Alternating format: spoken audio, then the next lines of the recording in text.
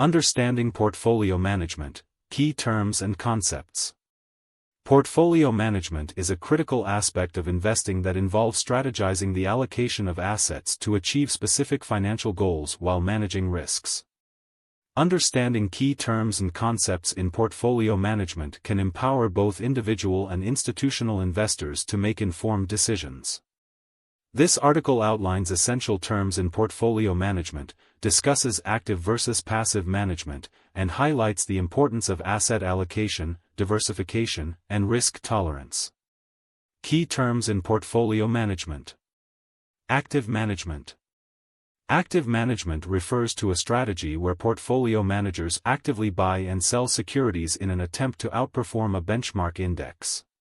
For example, a fund manager might overweight technology stocks in anticipation that the sector will outperform the broader market.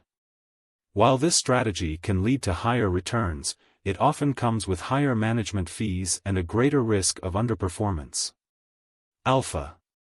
Alpha is a measure of the excess return of an investment relative to its benchmark. An alpha of 1% indicates that the investment has outperformed its benchmark by 1%. Investors often seek funds with a positive alpha as an indicator of skilled management. Asset allocation. Asset allocation is the distribution of various asset classes, such as stocks, bonds, and real estate, within a portfolio to achieve a desired risk-return profile. For instance, a conservative investor may allocate a higher percentage of their portfolio to bonds, while an aggressive investor might favor growth stocks. Asset class. An asset class is a group of investments with similar characteristics. Common asset classes include equities, stocks, fixed income, bonds, real estate, and cash equivalents. A diversified portfolio typically includes multiple asset classes to spread risk. Benchmark. A benchmark is a standard against which the performance of an investment or portfolio is measured. For instance, the S&P 500 index serves as a common benchmark for evaluating large-cap U.S. stock performance. Beta. Beta is a measure of an investment's volatility in relation to the overall market. A beta of 1.0 indicates that the investment moves in line with the market, while a beta greater than 1 indicates higher volatility. Investors use beta to assess the risk associated with individual securities relative to the market. Diversification. Diversification refers to the practice of spreading investments across various assets to reduce risk. By owning assets from different industries or geographical regions, investors aim to minimize the impact of any single asset's poor performance on the overall portfolio. Index fund. An index fund is a type of mutual fund or exchange-traded fund, ETF, designed to track a specific market index. For example, an S&P 500 index fund aims to replicate the performance of the 500 largest publicly traded companies in the U.S. Liquidity. Liquidity is the ease with which an asset can be converted into cash without significantly affecting its market price. Stocks and ETFs are generally considered highly liquid compared to real estate or collectibles. Net asset value, NAV. NAV represents the value per share of a mutual fund or ETF, calculated by dividing the total assets of the fund by the number of outstanding shares. It fluctuates daily based on market conditions. Passive management. Passive management involves strategies aimed at replicating the performance of a benchmark index rather than trying to outperform it. Investors might choose a passive approach by investing in index funds, which typically incur lower fees compared to actively managed funds. Portfolio optimization. Portfolio optimization refers to the process of selecting the best portfolio allocation based on an investor's specific constraints and objectives. Techniques like modern portfolio theory, MPT, are often employed in this process. Rebalancing. Rebalancing involves periodically adjusting a portfolio's asset allocation back to its target percentages. For instance, if a portfolio initially set at 60% stocks and 40% bonds grows to 70% stocks due to market performance, the investor might sell some stocks and buy bonds to restore the original allocation. Risk tolerance. Risk tolerance is an individual's ability and willingness to endure fluctuations in investment value.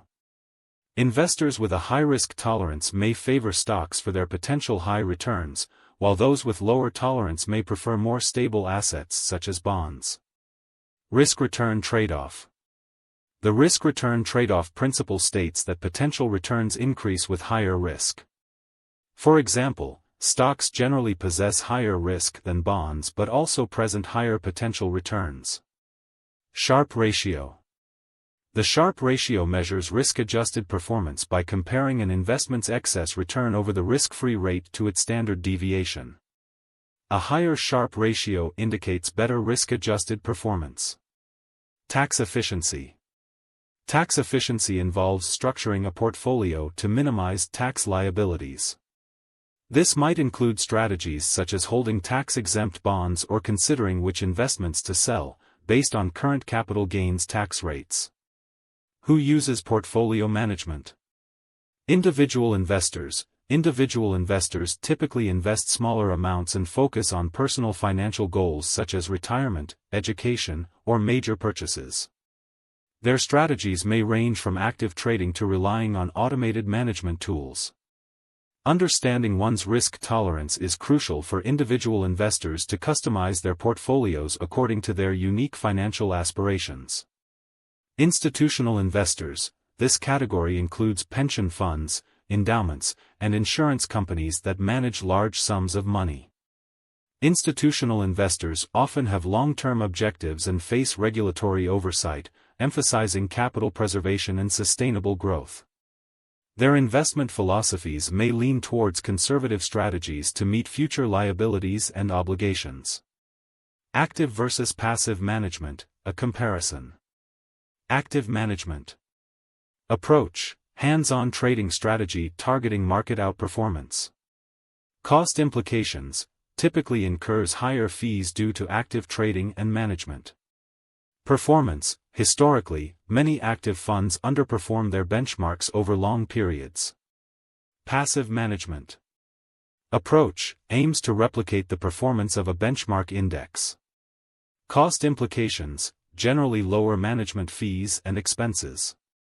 Performance: tends to perform in line with market averages, depending on the index tracked.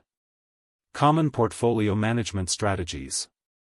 Portfolio management strategies vary based on individual risk tolerances and objectives. Below are some commonly employed strategies. 1. Aggressive strategy, focuses on maximizing potential returns, often through high-risk investments. 2. Conservative strategy, prioritizes capital preservation, minimizing risk while accepting lower growth potential. 3. Moderate strategy, balances aggressive and conservative approaches, investing in a mixture of equities and fixed-income securities. 4. Income-oriented strategy, aims to generate regular income through dividends or bond coupons, commonly selected by retired investors. 5. Tax efficiency strategy, concentrates on minimizing tax liabilities while pursuing long-term growth. Conclusion. Portfolio management is essential for investors aiming to grow their wealth and achieve financial goals. Understanding the key terms, strategies, and the differences between active and passive management equips both individual and institutional investors with the knowledge to make informed decisions. By tailoring their asset allocation, diversifying their holdings, and rebalancing their portfolios, investors can navigate the complexities of the financial markets while managing risks. As financial landscapes evolve and regulatory environments change, remaining agile and informed about portfolio management practices becomes imperative for successful investing.